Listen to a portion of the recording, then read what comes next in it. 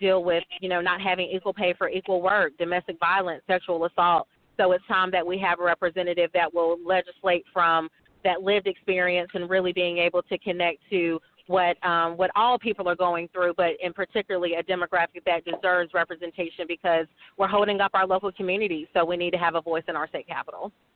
Yeah, definitely. And it seems like we definitely need that here in North Carolina because we know that for a while there, it definitely, we have Roy Cooper, who's the Democratic governor, but he's definitely facing an uphill battle with some of the legislators, which are right now, as you alluded to, Republican-controlled. And I was just wondering how you think we can do in terms of shifting that balance, whether you think this election will see a shift in either the House or the state Senate. And also, I was wondering what your own opinions are of, because you mentioned that you would be one of the youngest ones that are there in office, and we know that there's some young people that are doing quite well on the national level. I'm actually a big fan, so not all my friends are, but I'm actually a big fan of AOC and the young Middle Eastern lady that's out of the Midwest area, so and others as well. So we know that there's definitely a move among that age generation to get more politically involved. So I was just wondering what some of your thoughts were on that line.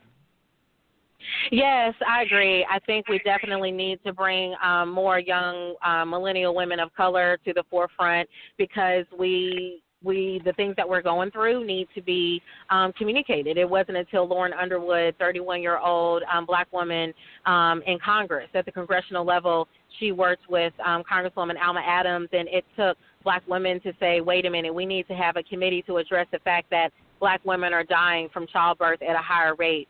Alma Adams has done amazing work with our HBCUs, so I think women of color in general, we bring a different lens to legislating.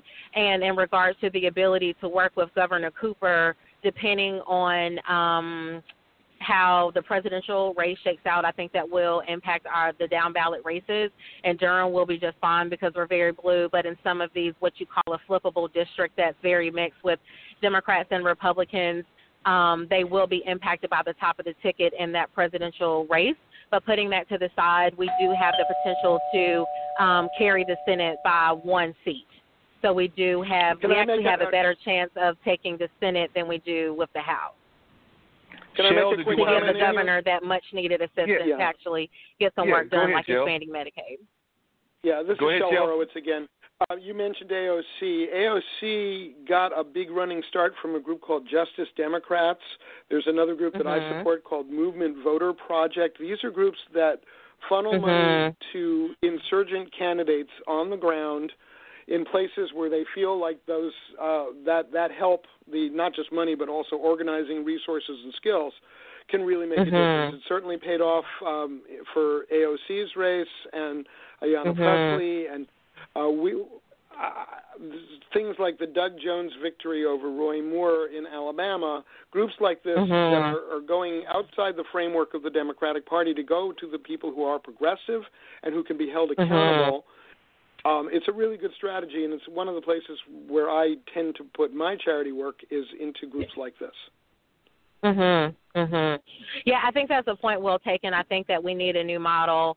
I'm an individual that I think I kind of have a mix of both. I'm active enough in the community that community members definitely know who I am. They've definitely been very supportive, but have been active with the Democratic Party, but I'm the first to hold my party accountable. I have no issues saying that we need to do a better job, and actually just did an event with Congresswoman Ayanna Pressley a few weeks ago, and it was very well documented. She was not the establishment pick.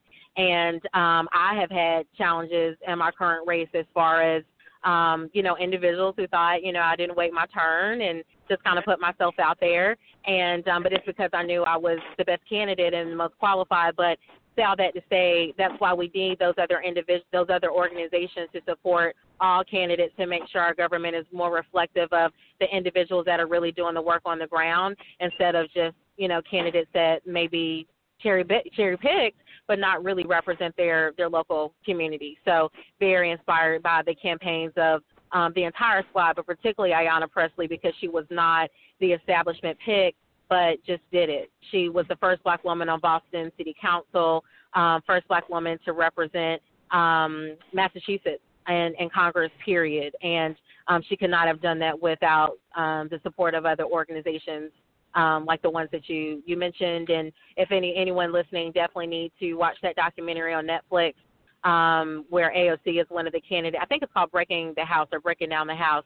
But it's really, really inspirational. I mean, she really started from zero and just with, grit and will, broke through that system, and very, very inspiring for all people running for office, but particularly young women of color that may not be kind of the party pick or the establishment pick. Very inspirational to follow her story.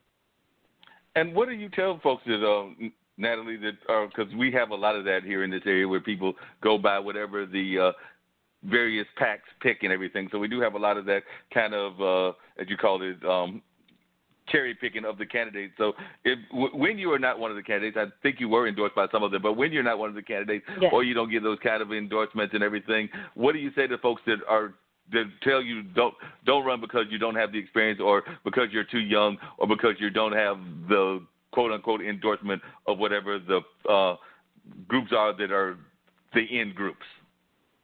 Yeah, I definitely am not one to tell people to not run, but being that this is my second campaign, I'm very upfront about the personal sacrifice. I am independently employed, and, I have to move things around. I did a very public post about the fact that, my father got ill. Life doesn't stop just because you're running for office.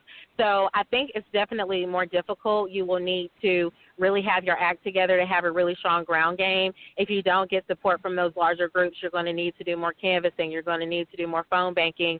I'm running in half of Durham County, but an individual that's running countywide, let's say you're running for county commission, there are over 50 precincts. So if you don't have the support of any of those organizations, you will have to use your own networks to cover 50-plus precincts just with volunteers. So if you don't have the base of the support that can get that done for you, it is very difficult. As you said, I was fortunate. I got the support of the People's Alliance, and it actually was a record-breaking meeting. Over 600 people attended that meeting, and I prevailed. I also was endorsed by the News and Observer as well as the Indie Week. So we still are working very hard. We don't take anything for granted, but we definitely are in a really, really good position going into tomorrow. It sounds like you're in a good position and everything. I've got to get to one other call as well that's going to talk about an event that they've got. I want both of you to stay on the line. But Shell did kind of like go out there on the line and on the limb and say who he was endorsing in the presidential election. I'm going to put you on the line. So is there anybody that you're really backing in terms of the 5 that are left, since we've had 3 that have dropped out?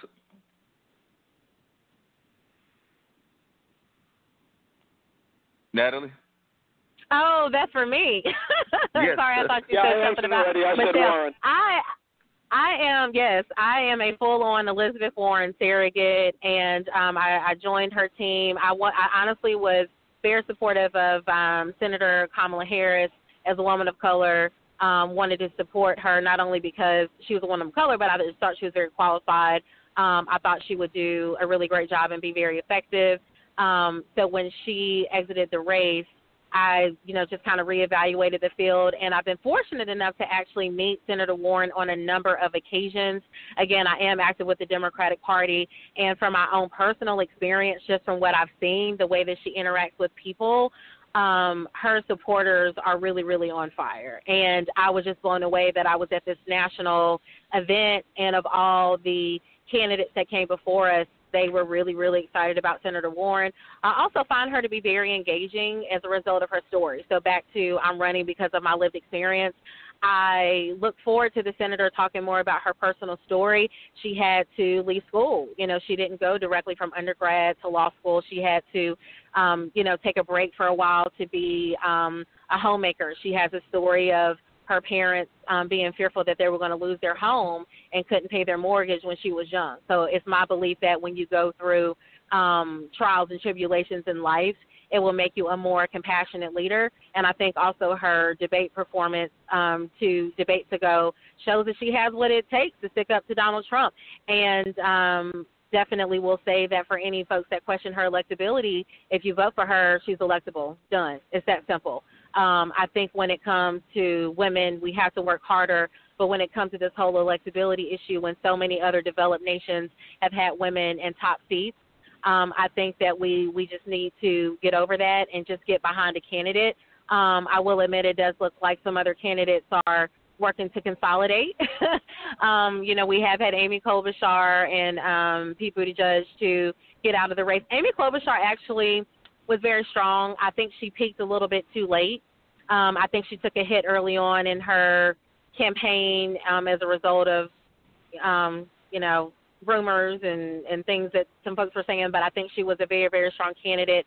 But I know that they both will have very bright futures. But was canvassing for Senator Warren and her team actually just last Sunday, did that joint event with Ayanna Pressley where we were pushing Senator Warren. And also I think we need to highlight the fact that the co-founder of Black Lives Matter has actually endorsed Senator Warren, and TheRoot.com ranked all of the candidates' plans for African Americans. Senator Warren has her own agenda for Black America, and her plan ranked the highest.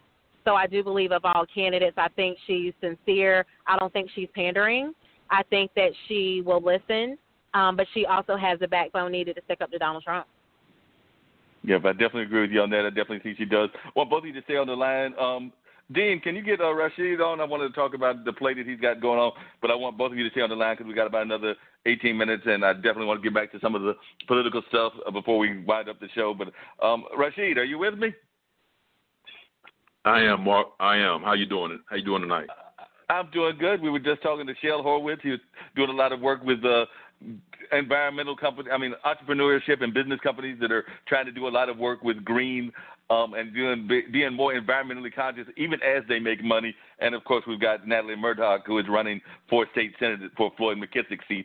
But you were going to give me a call because y'all have a play coming up on this coming weekend. So I wanted people to know a little bit about that play. So if you tell people a little bit about his thoughts, I would greatly appreciate that. And if you want to chime in, because I know, Rashid, you've always got things to say about politics and social justice. If you want to chime in about what we've already been talking, I'm not going to stop you from doing that either.